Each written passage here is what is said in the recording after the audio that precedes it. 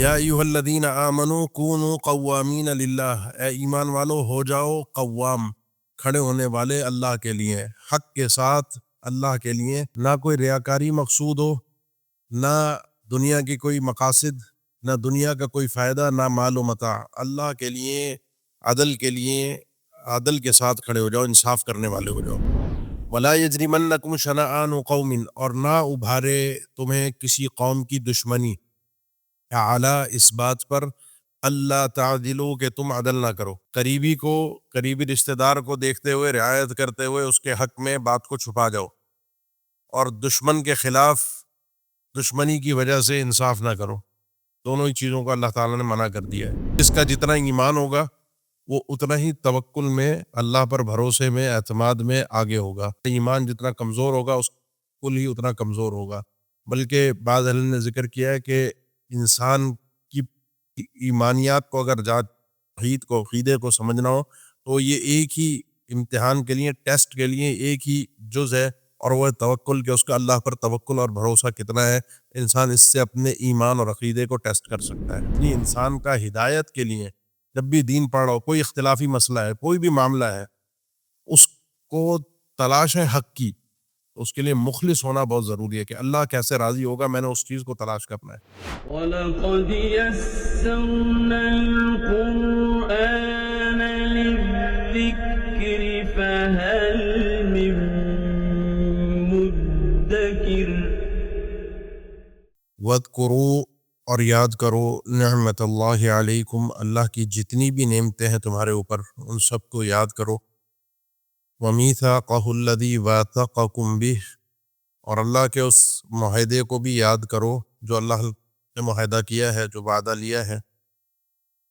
اذ قلتم سمعنا وَأَطَعْنَا، جس وقت تم نے یہ کہا کہ ہم نے سن بھی لیا اور ہم نے مان بھی لیا، ہم اطاعت بھی کرتے ہیں، ہم تسلیم بھی کرتے ہیں۔ واتقوا اللہ، اور اللہ سے ڈرو، ان اللہ علیم بذات الصدور، یقیناً اللہ تعالیٰ بہت اچھی طریقے سے جاننے والا ہے دلوں کے رازوں کو۔ یاد کرو اللہ کی ان نعمتوں کو جو اللہ نے تم پر کی ہیں۔ یہ مسلمانوں کو خطاب ہے، اللہ کی نعمتیں ہم پر کس کس طرح کی ہیں، ہم اپنے اپنے طور پہ اپنے اوپر نعمتوں کو کم از کم یاد تو کریں، کچھ نوٹ تو کریں۔ کوئی ایسی 3 نعمتیں ہوں آج کے دن میں اللہ تعالیٰ نے مجھ پر کی ہیں، وہ نعمتیں ایجاد کی شکل میں بھی ہوتی ہیں اور کسی برائی کو ٹالنے کی شکل میں بھی ہوتی ہیں، جس کا ذکر آگے آ رہا ہے۔ نمبر 1۔ نمبر 2، وَمِيثَاقَهُ الَّذِي وَاثَقَكُم بِهِ، اللہ کے ان معاہدوں کو، وعدوں کو یاد کرو جو اللہ نے تم سے وعدے لیے ہیں۔ اس سورت کے آغاز سے یہاں تک، پچھلی آیت کے اختتام تک، اللہ تعالیٰ نے ہم سے جو آغاز ہوا تھا وہ تھا اوفوا بالعقود، جو معاہدے ہیں ان کو پورا کرو، اور اس بیچ میں ہم سے کئی معاہدے کیے، یعنی کئی احکامات دیے۔ اذ قلتم سمعنا وَأَطَعْنَا، جس وقت تم نے کہا ہم سنتے ہیں اور ہم مان بھی رہے۔ یہودیوں نے کہا تھا سمعنا وعصینا، اور مسلمانوں کا اللہ تعالیٰ نے وتیرہ بتایا کہ وہ سنتے بھی ہیں اور سننے کے بعد اس بات کا اقرار کرتے ہیں کہ ہم اس کو مانتے ہیں، ہم تسلیم کرتے ہیں، ہم عمل کریں گے۔ لیکن یہ جو احکامات درمیان میں تمہیں ملے ہیں، ان کے حوالے سے تمہاری کیا پالیسی ہے؟ تمہارا یہ اللہ سے ایک وعدہ ہے، اللہ کے احکامات ہیں۔ اللہ نے تم پر طور پہاڑ لا کر کھڑا نہیں کیا جیسے یہودیوں کے اوپر کھڑا کیا تھا کہ مانو، تو تم تو دل سے ماننے والے لوگ ہو، تو دل سے تسلیم کرو، ان معاہدوں کی پاسداری کرو، اللہ تعالیٰ کی نعمتوں کو یاد کرو۔ واتقوا اللہ، اور ان چیزوں میں اللہ سے ڈرتے رہنا، ان معاہدے کی پاسداریوں میں۔ یقیناً اللہ تعالیٰ خوب جاننے والا ہے دلوں کے رازوں کو۔ تمہارے دل میں حقیقت میں کیا ہے، تم پورا کرنے والے ہو یا نہیں ہو، ان ساری تفاصیل کو اللہ تعالیٰ بخوبی جانتا ہے، بخوبی واقف ہے۔ یہ ہو گیا اللہ اور بندے کے درمیان کا معاملہ۔ اب ہے بندے اور بندے کے درمیان کا معاملہ۔ یا ایھا الذین آمنوا کونوا قوامین للہ، اے ایمان والو ہو جاؤ قوام، کھڑے ہونے والے اللہ کے لیے، حق کے ساتھ اللہ کے لیے، نہ کوئی ریاکاری مقصود ہو، نہ دنیا کی کوئی مقاصد، نہ دنیا کا کوئی فائدہ، نہ مال و متاع، اللہ کے لیے، عدل کے لیے، عدل کے ساتھ کھڑے ہو جاؤ، انصاف کرنے والے ہو جاؤ۔ اور یہ انصاف کیسے کرنا ہے، یہ ہم پیچھے پچھلی صورت میں سورہ نساء میں پڑھ گئے ہیں، چاہے انسان کو اپنے خلاف ہی کیوں نہ بولنا پڑے، اپنے والدین کے خلاف، اپنے قریبی رشتہ داروں کے خلاف۔ شہداء بالقسط، اس حال میں کہ تم گواہی دینے والے ہو انصاف کے ساتھ۔ انصاف والی گواہی اللہ کے لیے عدل کے ساتھ کھڑے ہو جاؤ اور انصاف کے لیے گواہ ہو جاؤ. یہ گواہی تم نے دینی ہے. گواہی نہ دینا بھی جائز نہیں ہے. خاموش رہ جائے انسان. حق بات جس چیز کا انسان کو علم ہے اس کو گواہی کے طور پر پہنچائے. یہ لوگوں کو اس کی طرف سے پہنچایا جانے والا فائدہ ہے. وَلَا يَجْرِمَنَّكُمْ شَنَآنُ قَوْمٍ، اور نہ ابھارے تمہیں کسی قوم کی دشمنی، اعلیٰ اس بات پر، اللہ تعدلوا کہ تم عدل نہ کرو. قریبی رشتہ دار کو دیکھتے ہوئے، رعایت کرتے ہوئے اس کے حق میں بات کو چھپا جاؤ، اور دشمن کے خلاف دشمنی کی وجہ سے انصاف نہ کرو. دونوں ہی چیزوں کو اللہ تعالیٰ نے منع کر دیا ہے. چاہے قریبی رشتہ دار ہو، اس کے خلاف گواہی دینی ہے، اس کے خلاف بھی گواہی دو. کوئی تمہارا دشمن ہے اور اس کے حق میں بات کرنی ہے، عدل کرنا ہے، تو اس کے حق میں بات کرو. اس کی دشمنی تمہیں انصاف سے نہ روک دے. یہ اللہ کی خلق کے ساتھ، مخلوق کے ساتھ تعلق کا سب سے مضبوط ترین طریقہ ہے کہ جس میں انسان سب کو انصاف کی نظر سے دیکھتا ہے، جس کو اصول پسندی کہتے ہیں. یہ اصول انسان کے سب کے لیے برابر ہوتے ہیں، اپنا ہو چاہے پرایا ہو، چاہے اپنا نفس کیوں نہ ہو. اسی میں پھر معاشرہ کامیاب ہوتا ہے. کہ دلو، لہذا عدل کیا کرو، انصاف کیا کرو. کیوں؟ ہوا اقرب للتقوی، یہ عدل جو ہے یہ انسان کو تقوی کے قریب کر دیتا ہے. تقوی کے متعلق آپ بہت ساری چیزیں پڑھتے ہیں. یہ تقوی کے ذرائع میں سے ایک ذریعہ ہے. انسان تقوی کیسے حاصل کرے گا، اس کا ایک ذریعہ عدل ہے.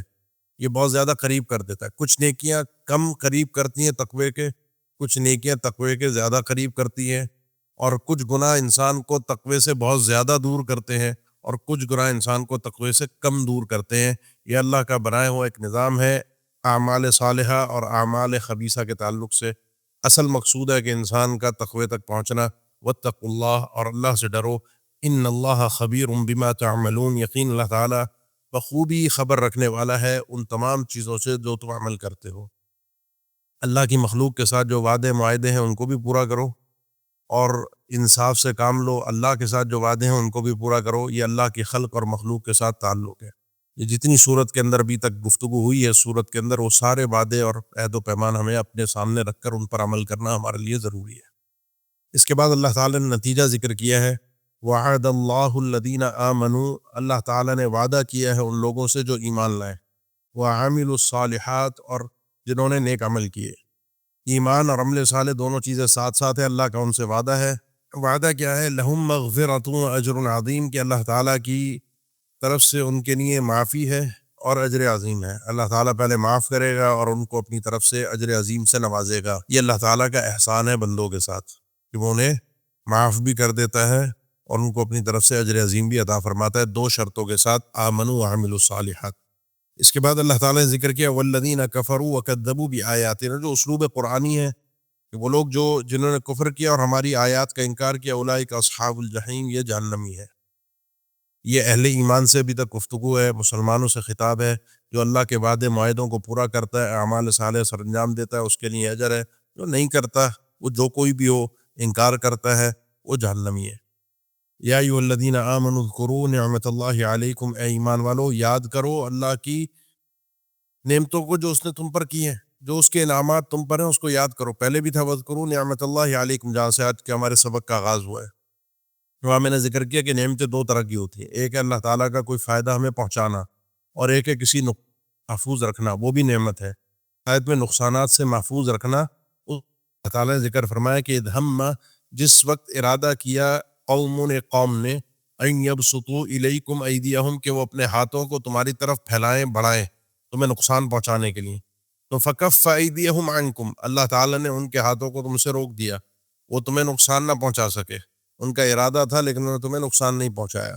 یہ قرآن مجید میں اس کا تذکرہ موجود بھی ہے سورہ فتح میں بارے میں. وَهُوَ الَّذِي كَفَّ أَيْدِيَكُمْ عَنْهُمْ وَهُوَ الَّذِي كَفَّ أَيْدِيَهُمْ عَنْكُمْ وَأَيْدِيَكُمْ عَنْهُمْ بِبَطْنِ مَكَّةَ مِنْ بَعْدِ أَنْ أَظْفَرَكُمْ عَلَيْهِمْ. صلح حدیبیہ کے موقع پر اللہ تعالیٰ نے فرمایا کہ تم دونوں کے ہاتھوں کو ایک دوسرے سے اللہ تعالیٰ نے روک دیا. وہ گتھم گتھا ہو جاتے، وہاں کچھ مقابلہ ہو جاتا. اللہ تعالیٰ نے اس وقت تمہیں روک دیا کہ وہ دشمن تمہیں تمہارا نقصان پہنچاتا. تم تو عمرہ کرنے کے لیے گئے تھے اور اس وقت یہ مناسب نہیں تھا کہ جنگ اور جدال والی کوئی کیفیت بنتی حالت حرام میں. اس کے علاوہ بھی کئی موقعوں پر نے مسلمانوں کو محفوظ رکھا ہے اللہ کے نبی صلی اللہ علیہ وسلم کو بنو نذیر قبیلے کے آپ حل کے لیے، ایک مسئلے کے حل کے لیے وہاں تشریف لے گئے، تو انہوں نے پلان بنایا ہوا تھا کہ آپ صلی اللہ علیہ وسلم کو جس جگہ بٹھائیں گے وہ ذرا اونچائی کے نیچے کی ایک جگہ ہوگی، اور وہاں سے اوپر آپ صلی اللہ علیہ وسلم کے اوپر بتا دیں گے۔ اللہ کو اللہ تعالیٰ نے وحی کر کے بتا دیا۔ ہم بھی کئی دن میں گھوم پھر رہے ہوتے ہیں، چل پھر رہے ہوتے ہیں، آ جا رہے ہوتے ہیں، معاملات نپٹا رہے ہوتے ہیں اپنے، کتنی آفتیں اور مصیبتیں ایسی ہوتی ہیں کہ انسان کو پتہ بھی نہیں چلتا اور اللہ اس کو دور کر دیتا ہے۔ آپ اور میں بعض اوقات سو رہے ہوتے ہیں تو موذی جانور ہمارے آس پاس سے ہو کر چلے جاتے ہیں، ہمیں تکلیف نہیں پہنچاتے، انسان کو ہوش بھی نہیں ہوتی، کون سی آفت آئی اور بغیر تکلیف دیے چلی گئی، اس نعمت کا پتہ بھی نہیں چل رہا ہوتا انسان کو۔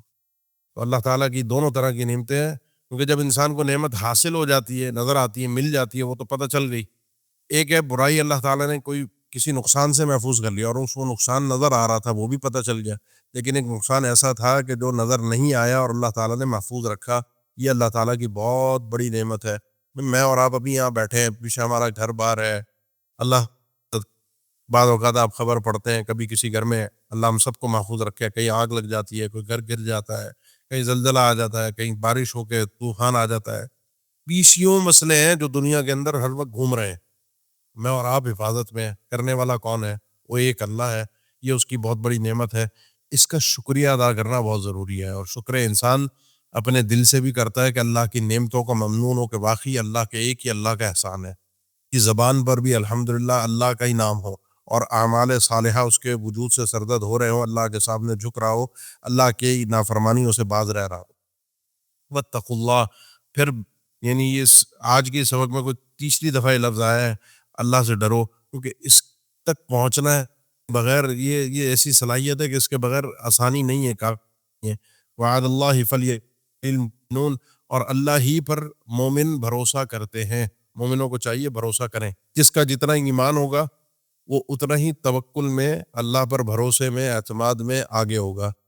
ایمان جتنا کمزور ہوگا اس کل ہی اتنا کمزور ہوگا۔ بلکہ بعض اہل نے ذکر کیا ہے کہ انسان کی ایمانیات کو اگر عقیدے کو سمجھنا ہو تو یہ ایک ہی امتحان کے لیے، ٹیسٹ کے لیے ایک ہی جز ہے، اور وہ ہے توکل، کہ اس کا اللہ پر توکل اور بھروسہ کتنا ہے۔ انسان اس سے اپنے ایمان اور عقیدے کو ٹیسٹ کر سکتا ہے۔ اللہ تعالیٰ نے ہم سے یہ سارے عہد و پیمان لیے ہیں۔ اس کے بعد اگلی آیت میں بنی اسرائیل سے عہد و پیمان کا تذکرہ فرمایا ہے، اور بنی اسرائیل میں آپ خصوصی طور پر دیکھیں گے اس مقام پہ یہودیوں کا الگ تذکرہ ہے، پھر عیسائیوں کا الگ تذکرہ ہے۔ اللہ نے ان سے بھی الگ عہد و پیمان لیے، وعدے لیے، ان سے بھی الگ عہد و پیمان لیے، اور مسلمانوں سے بھی لیے، اور بھی ہر ملت و قوم سے لیے ہیں، اور یہ اللہ کا طریقہ رہا ہے۔ اب اللہ نے تم سے وعدے لیے ہیں، اللہ نے تم پر نعمتیں کی ہیں، یہی نعمتیں اللہ تعالیٰ نے بنی اسرائیل پر بھی کی تھیں، وعدے ان سے بھی لیے تھے۔ انہوں نے جو کیا تھا اس کا انجام تمہارے سامنے آ رہا ہے۔ تم بھی اگر ایسا کرو گے جیسا بنی اسرائیل نے کیا تو انجام تمہارا بھی۔ والذین کفروا وکذبوا بآیاتنا اولئک اصحاب الجحیم، یہ 2 آیات پیچھے ہم پڑھ کر آ گئے۔ اور اگر تم نے وہ کام نہ کیے بلکہ تم ان نعمتوں کے شکر گزار رہے اور تم نے ان وعدوں کو پورا کیا، تو وعد اللہ الذین آمنوا وعملوا الصالحات لهم مغفرۃ واجر عظیم۔ پیمانہ اللہ کا سب کے لیے ایک ہے، برابر ہے۔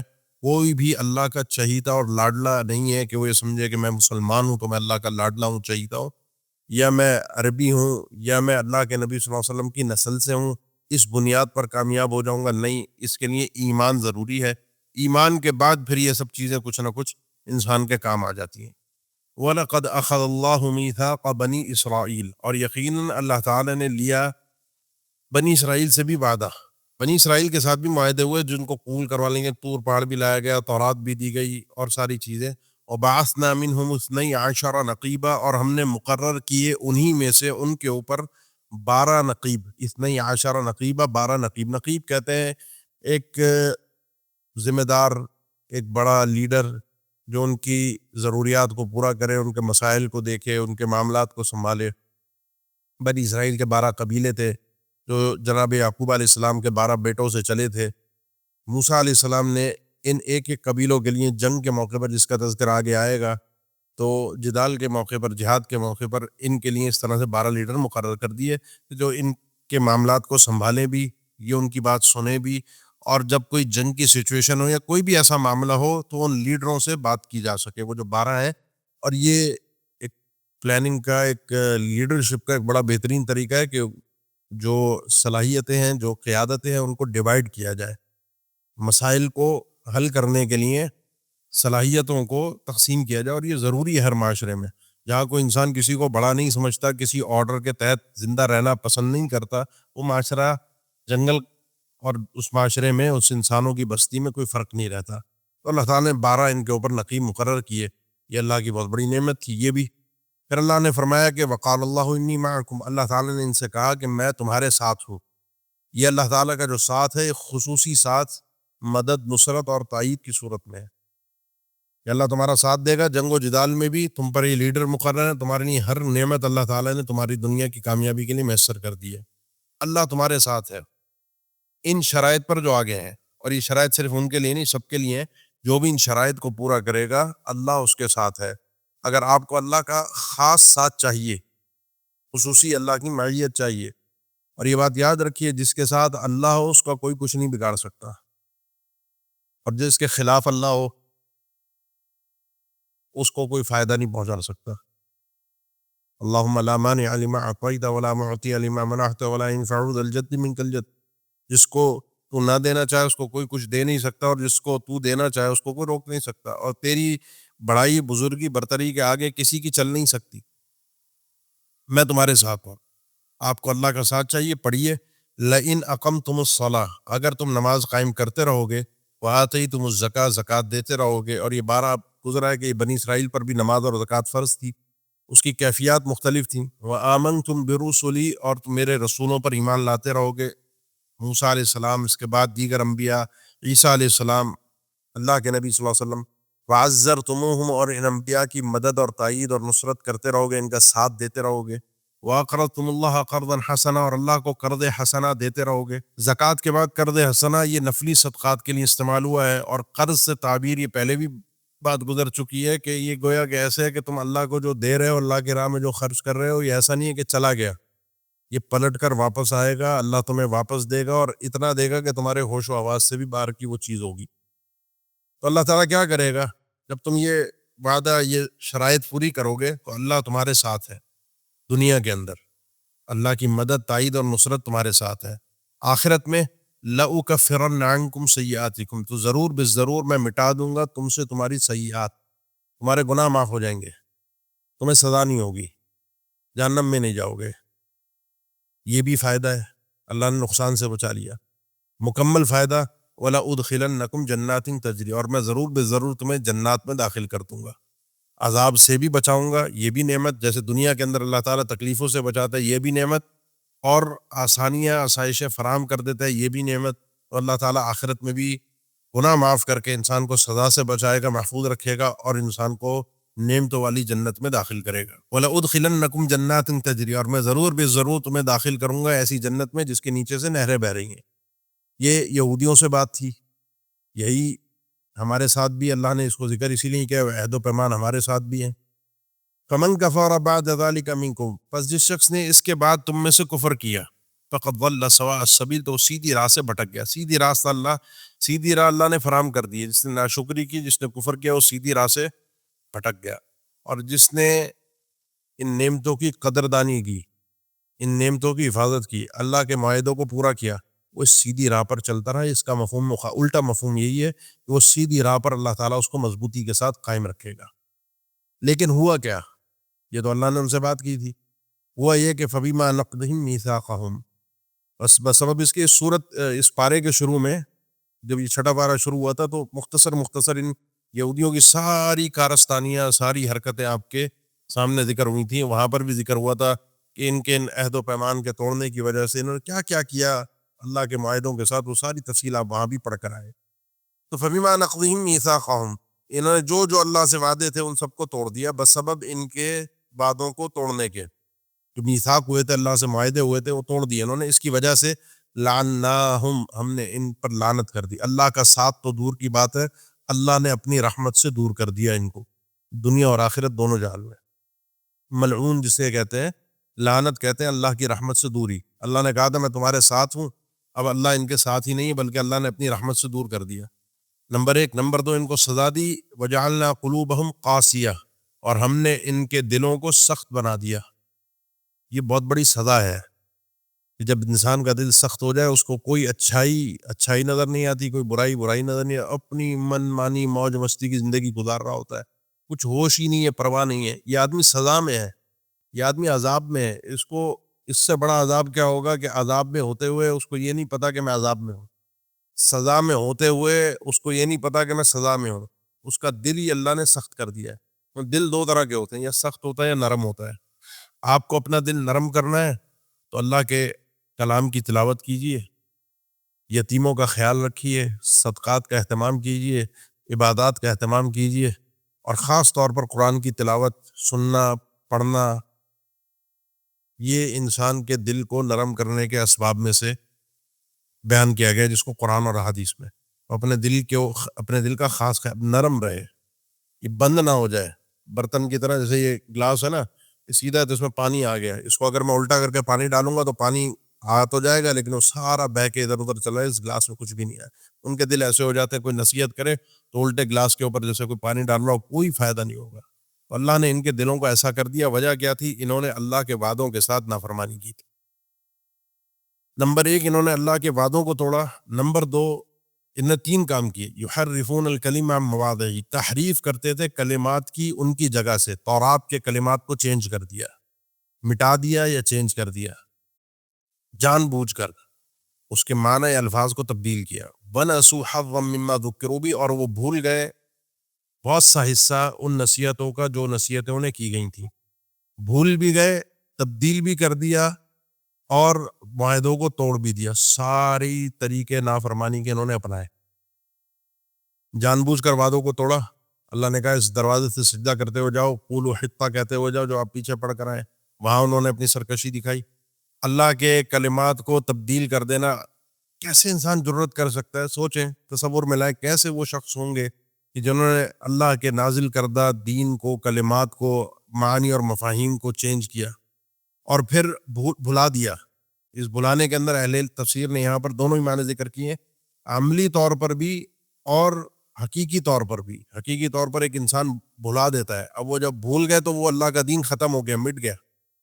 ایک تو چینجنگ، اور ایک ہے بھول گئے، وہ چیز ختم ہی ہو گئی بھلانے کی وجہ سے، اور ایک ہے عملی طور پر اسے بھلا دیا.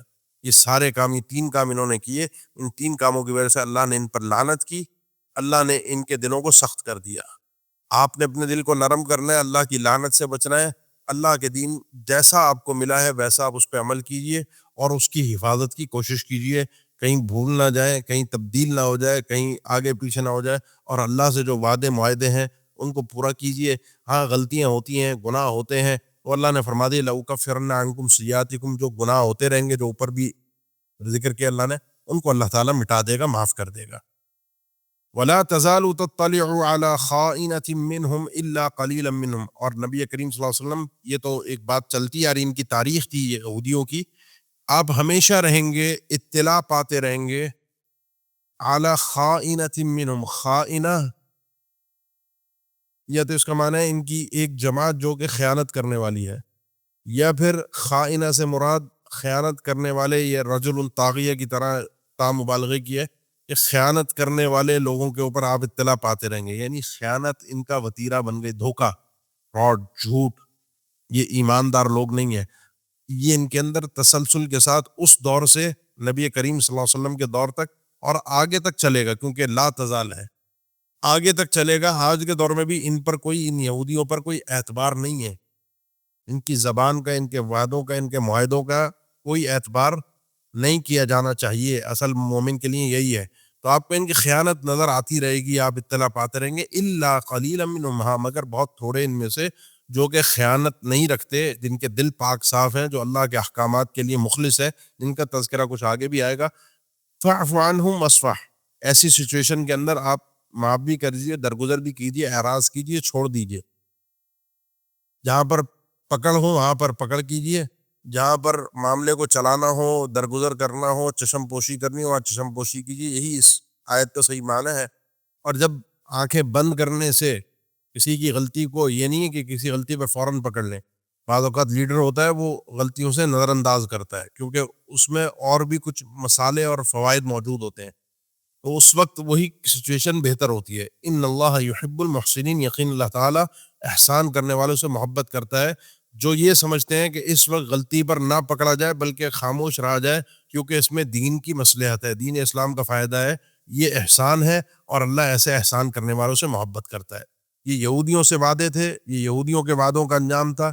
عیسائیوں کا اللہ تعالیٰ نے خاص طور پر علیحدہ سے تذکرہ کیا کہ وَمِنَ الَّذِينَ قَالُوا، اور ان لوگوں میں سے جنہوں نے کہا اِنَّا نَصَارَى، ہم نصارہ ہیں. نصارہ مددگار، من انصاری الی اللہ، عیسیٰ علیہ السلام کے ساتھی. اب انہوں نے کہا ہم نصارہ ہیں، اللہ نے فرمایا یہ وہ لوگ ہیں جو کہتے ہیں ہم نصارہ ہیں.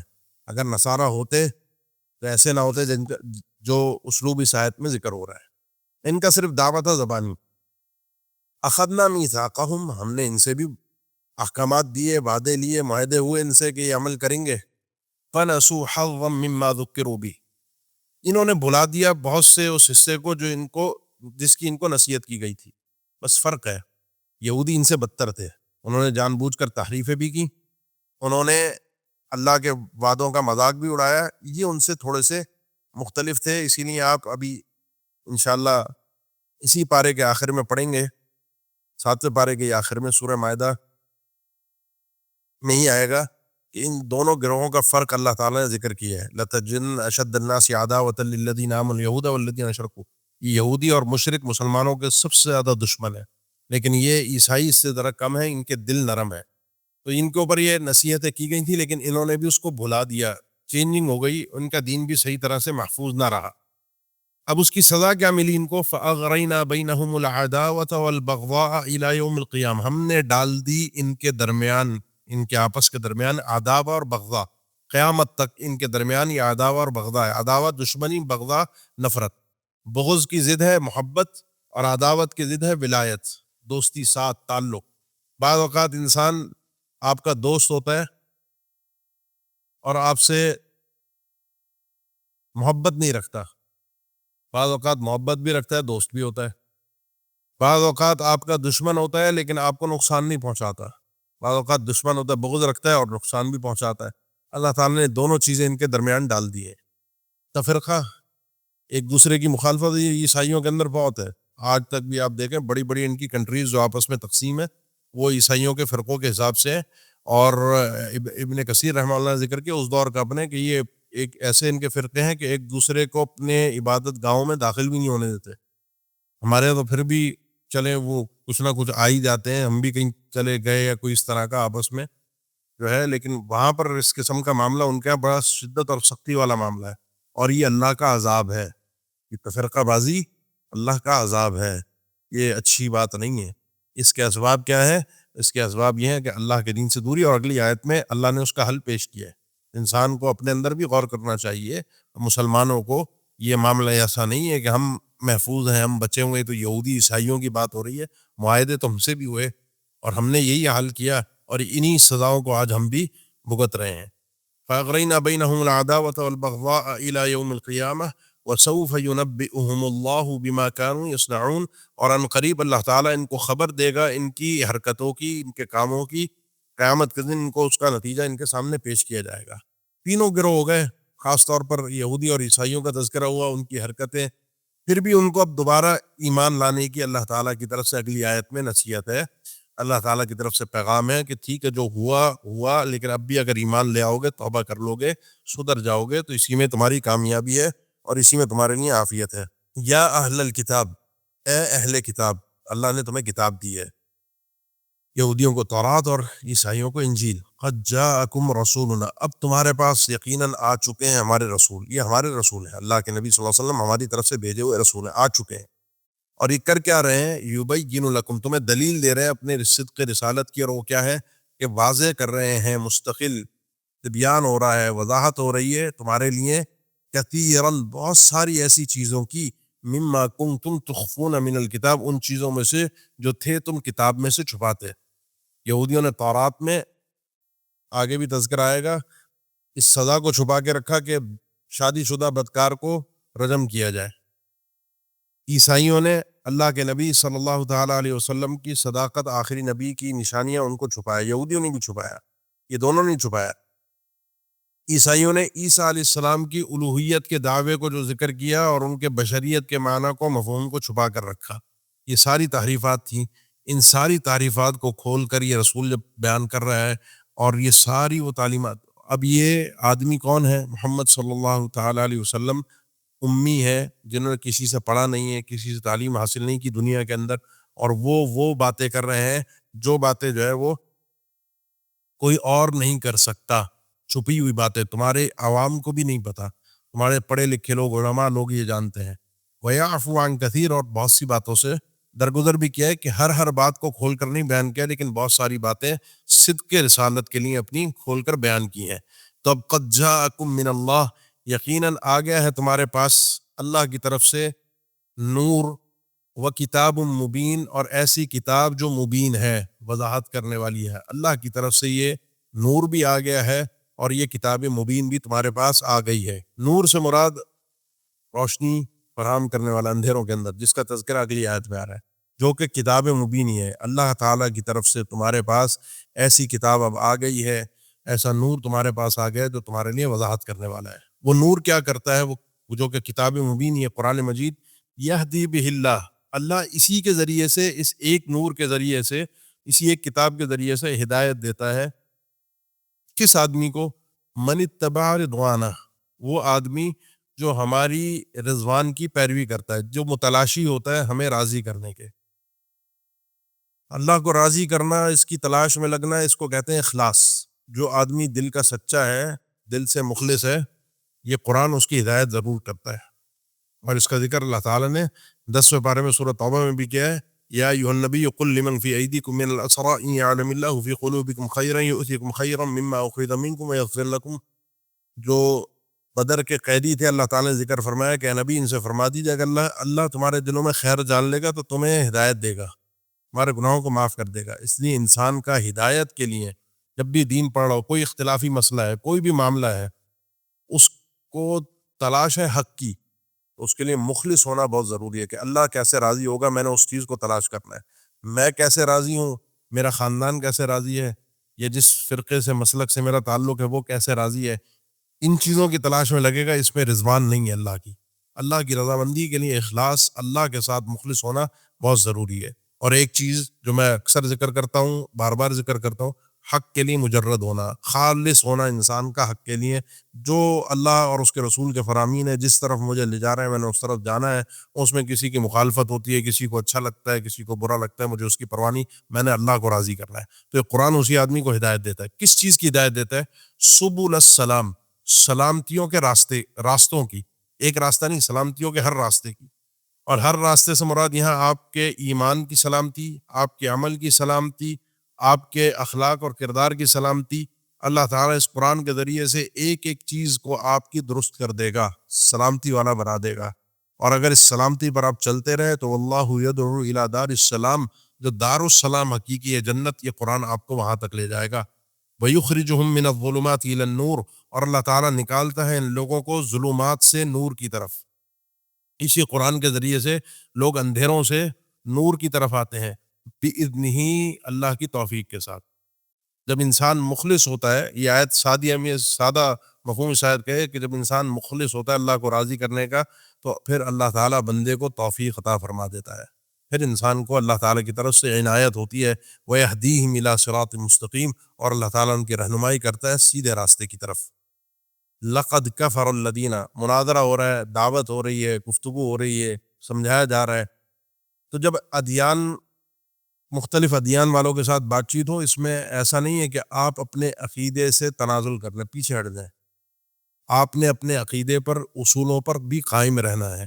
ایسا نہیں ہے کہ سامنے والے کے لیے اس کو برا نہ لگ جائے، اس کے مزاج کے خلاف نہ، اس کو گراں نہ گزرے، اس کو برا نہ لگے۔ آپ اپنی بات کی، لیکن حق بات بھی کہیں، اس حق بات کے کہنے میں کوئی شرم محسوس نہ کریں، کوئی آپ کو پریشانی نہ ہو۔ اور وہ کس طرح سے ہے؟ لَقَدْ كَفَرَ الَّذِينَ قَالُوا إِنَّ اللَّهَ هُوَ الْمَسِيحُ ابْنُ مَرْيَمَ، ان سے ساری گفتگو ہوئی، ان کے معاہدوں کی یہ ساری بات چیت ہوئی۔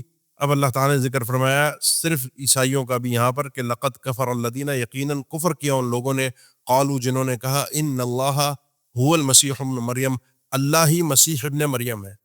آپ کو یاد ہوگا میں نے ذکر کیا تھا عیسائیوں کے مختلف فرقے ہیں، ان میں سے ایک فرقے کا نظریہ یہ ہے کہ اللہ وہ تین نہیں، اللہ ہی، یہ مسیح ابن مریم جو ہیں یہی اللہ ہے، ابن اللہ بھی نہیں، یہی اللہ ہے۔ اللہ تعالیٰ نے سیدھا رد کیا عقلی طور پر، قل فمن یملک من اللہ شیئا، اے اللہ کے نبی صلی اللہ علیہ وسلم آپ فرما دیجئے کون ہے وہ جو کوئی طاقت رکھتا ہے، جس کے پاس کوئی اختیار ہے اللہ کے مقابلے میں کچھ بھی، ومن یملک من اللہ شیئا، کون ہے جو اللہ کے مقابلے میں کچھ بھی اختیار رکھتا ہے، کس بات کا؟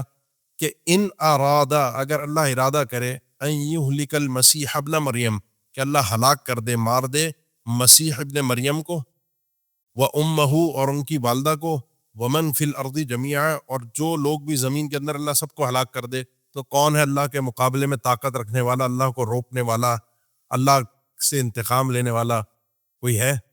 اگر عیسیٰ علیہ السلام اللہ ہوتے تو اپنے آپ کو تو بچا سکتے تھے، چلو اپنے آپ کو نہیں بچایا، وہ تو عیسائیوں کا جو عقیدہ صلیب پہ چڑھ گئے، گناہوں کا کفارہ دے دیا، جو کچھ بھی ہے، وہ امہ، حالانکہ ومن فی الارض جمیعا، سارے زمین پر بسنے والی مخلوق میں دونوں بھی شامل ہیں، لیکن اللہ نے علیحدہ سے نام ذکر کیا ہے کہ اگر عیسیٰ علیہ السلام الہ ہوتے تو کم از کم اپنی ماں کو تو بچا لیتے، ان کی والدہ تو فوت ہوئی ہے نا، ان کی والدہ تو فطرتی طریقے سے جو اللہ کا بنایا ہوا نظام ہے، سسٹم ہے، عیسیٰ علیہ السلام کو تو اللہ نے زندہ اٹھا لیا، لیکن ان کی والدہ تو فوت ہوئی ہیں۔ اگر یہ خدا ہوتے تو انسان کے اعتبار سے اگر آپ سوچیں تو انسان سب سے زیادہ جس کے لیے مر مٹنے کو تیار ہے وہ کون ہے؟ والدہ۔ اپنی والدہ کو تو بچا سکتے تھے، ان کو بھی نہیں بچا سکے، وہ فطرتی طریقے سے فوت ہوئی، اور اللہ اگر ویسے ہی سب کو ہلاک اور برباد کر دے تو کوئی بچا نہیں سکتا۔ تو یہ کفر، یہ عیسیٰ علیہ السلام کے الہ ہونے کا رد ہے، اور عیسائیوں کے اس کفری عقیدے کا بیان ہے کہ یہ کفر ہے، یہ قابل قبول نہیں ہے، یہ اللہ کی بارگاہ میں کسی طریقے سے عقیدہ چل ہی نہیں سکتا۔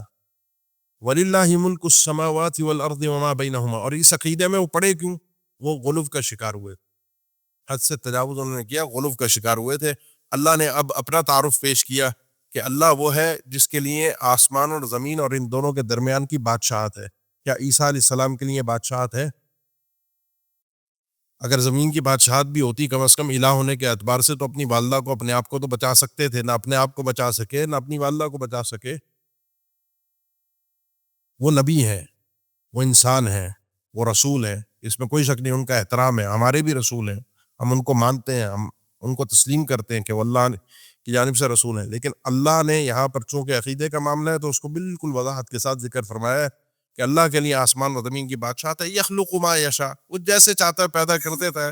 عیسیٰ علیہ السلام کو اگر بغیر والد کے اللہ نے پیدا کیا تو اس کا معنی یہ نہیں ہے کہ وہ الہ ہے، وہ اس کا اپنا نظام ہے، اپنا بنایا ہوا سسٹم ہے۔ میں نے پہلے بھی آپ کو ذکر کیا تھا، اس کل کی کلاس میں، اس سے پہلے والی لاسٹ ویک کی کلاسز میں، اللہ تک کے سسٹم ہے، آدم علیہ السلام کو الگ طریقے سے، ان کی بیوی کو الگ طریقے سے، ساری انسانیت کو الگ طریقے سے، اور عیسیٰ علیہ السلام کو الگ طریقے سے۔ واللہ علی کل شیء قدیر، اور اللہ تعالیٰ ہر چیز پر پوری طرح سے طاقت رکھتا ہے، وہ جو چاہے کرتا ہے۔